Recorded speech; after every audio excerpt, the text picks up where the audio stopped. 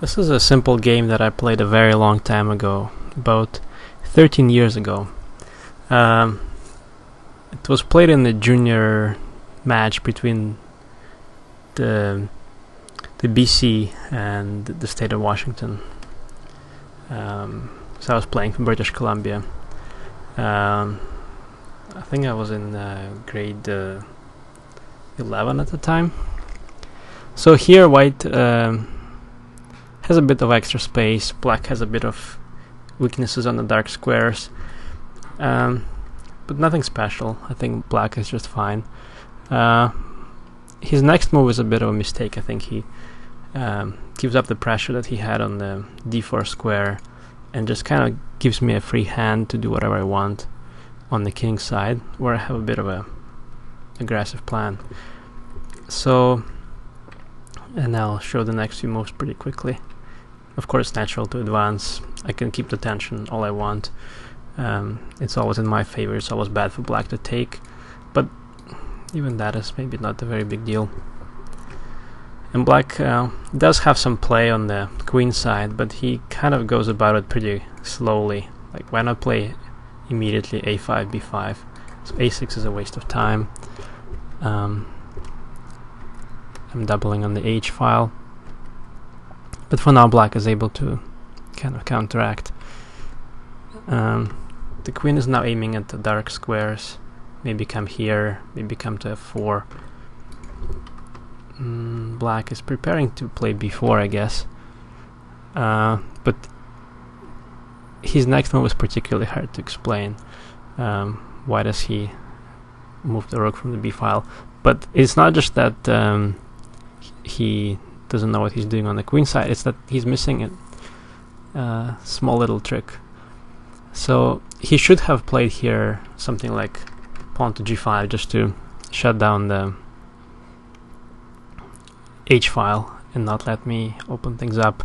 I would then play h6, and then yeah, the g5 pawn is a bit weak, but black is not losing immediately. But in the game he went down really quickly, because I just had to take on g6, and now it turns out that he doesn't have a good way of capturing on h6 on g6, and that's what he really missed. The simplest idea is that if he naturally takes with the h pawn, then he runs into this queen. Well, it seems like a pawn sacrifice, but it's really winning the rook, because black has to take, and then this captures with check, and he can't keep the rook guarded enough times, so he has to take on f6 and lose a rook. So that's bad, but what if he just takes with the f pawn, because then after check, well, then he again doesn't have a very good way to retreat, unfortunately. It seemed like it should be fine to either go to g8 or to f7, but this is a neat little trick. If he goes to g8, then there's a queen sacrifice. Boom. And he can't really take in a good way because he gets mated. If he doesn't take, he's also lost, because he has to give up the queen to not get mated here. So if king g8 is bad, why not just king to f7? Maybe this is what he planned, but here there's another queen sacrifice that he probably overlooked. I can take on h7 and temporarily sacrifice the queen, but I get the queen back, and what's even worse, the rook endgame itself would have been just fine if black had been able to cover up the invasion of the rook, but he's not. And rook h7 now is deadly, because if he does something like king d8, then I just exchange the rooks and very simply advance the king, and I'm probably going to win the g pawn, and also I have an extra pawn to begin with, so this is completely winning.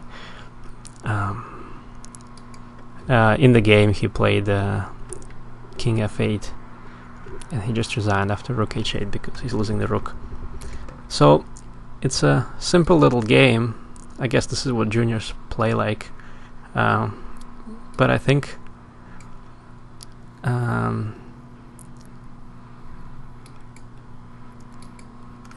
the combination after this is kind of neat, because I sacrifice, like, I give up the queen in 3 different ways.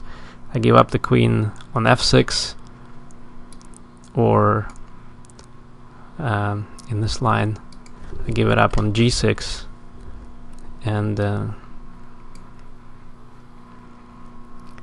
here I give it up on h7. So you can say that there's like 3 queen sacrifices in one game. In reality, that none of these sacrifices are real, but it's still kind of neat.